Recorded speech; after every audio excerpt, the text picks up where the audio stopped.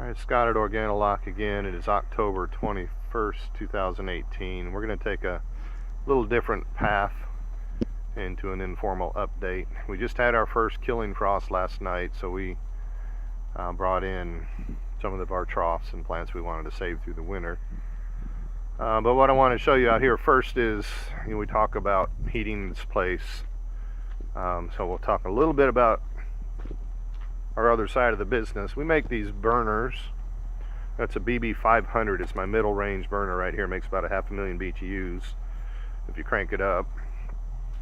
Currently burning pine wood chips. It's not running right now because the tank's topped off, but you can see where we've got a device in there. There's some spring arms that rotate around. There's an auger that comes out and up into there, drops it in very gently and consistently, kind of like gas into a carburetor. So that makes hot water. On the other side, I've got a thermal storage tank. So I've got about 1,000,000 BTUs worth of heat just sitting there ready to go at any given time, and I don't need that much, so we get to trickle it in. I can heat the tack room, of course this greenhouse, that little farm stand. There's another greenhouse that we're going to be doing hemp work in, that we're going to be doing clones and other things here hopefully very shortly. We'll talk about this machine a little bit because we are doing work with fertilizer. Been testing all this stuff for years. So this is a mobile liquidator.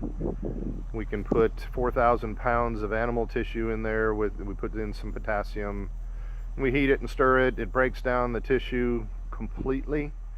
Prions, everything. It just basically dismantles the DNA of whatever we put in there. So at this end there's a boiler. There you can see the propane. We've got onboard power. So we heat the water over here. You got props up here with boat props on the end, or motors with boat props on the ends. So it stirs the material inside, and then give it about 12 hours. You can put in 4,000 pounds worth of chickens, and then we get out our fertilizer. And I'll show you a little bit more about that inside. But it's turned out to be why we're getting, say, 100 pounds of potatoes out of 10 square feet of growing. It's just that good. So not much to see out there. Everything's going to sleep because of the weather. Same out here. Hopefully that wind isn't too bad. I do have about 300 pounds worth of potatoes to pick still. We did a batch of 100 pounds yesterday. We took about 150 pounds of potatoes to church this morning and let people share, and that's all that was left.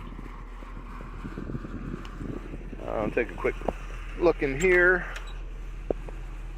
There you can see where we're still going good, that's all. We brought in strawberries that were outside. We have flowers and herbs and eucalypt. We got some more green beans started. Been harvesting limas off of here. Before I walk back there, I'll try to explain a little bit about our fertilizer.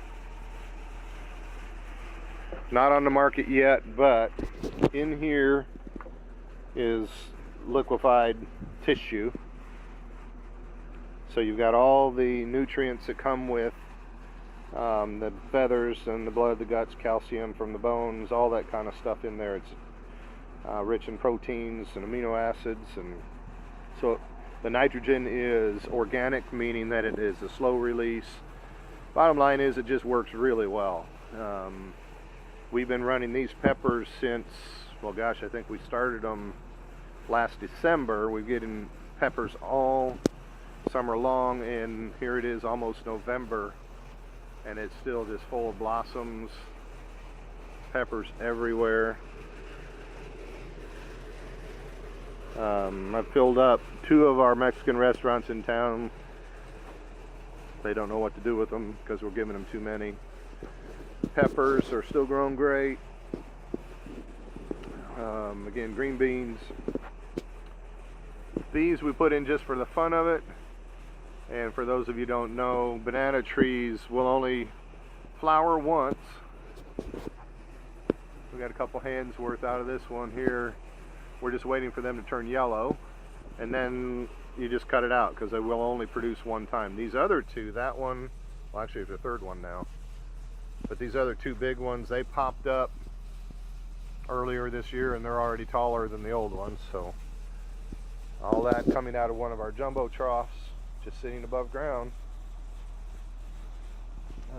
Again, herbs. Here's some habaneros. We brought them in because we wanted to have one of every kind of pepper in here. But we have habaneros like crazy. Still growing carrots, 2 different kinds. We keep them year round.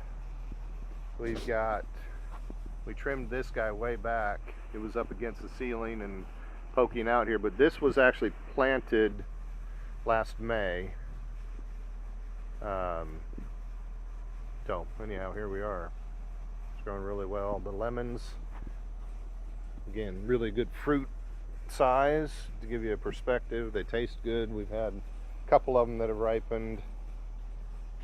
What do we have here? Keep forgetting what this one's called. Artichoke. Very fruitful. Another batch coming. We're getting ready to put in peas and some other things back here.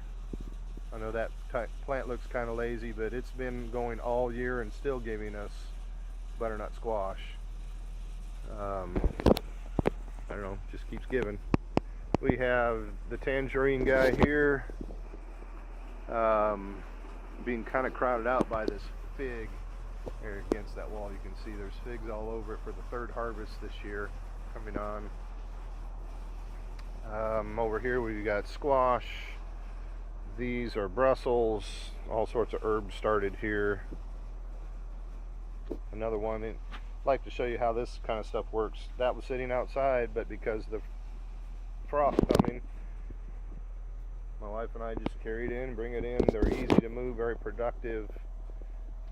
That's just a single, obviously, but you can do all the way up to 4 in a tiered version.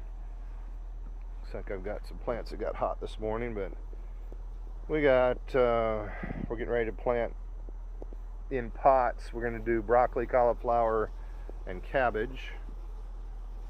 There's more squash over here. This is actually set up here. We're going to go into the Brussels sprouts next. And I won't bore you with walking around back there, but you can see we're still getting tomatoes. Very healthy. Our nice little heating system. There's one here, and then I've got 2 units, one back there in the back as well, so the taste stays nice and toasty in here. Like to look at my rhubarb here. Didn't expect it to grow, and here it is, November, still going here in Kentucky, which is kind of a rare thing. We have cantaloupes on vines. Overall, just growing really well still. Expect it to all winter. Have a lot of fun. We'll come out here just to get away from the day-to-day grind and enjoy the looks and the smells and the experimentation. As I mentioned earlier, we're going to be dropping into the hemp market because we make great soil for it. We're also making dryers, and we'll have processors throughout, we hope, for the whole process. So there's October update for the OrganiLock test facility. We'll keep you posted. So till next time, happy gardening.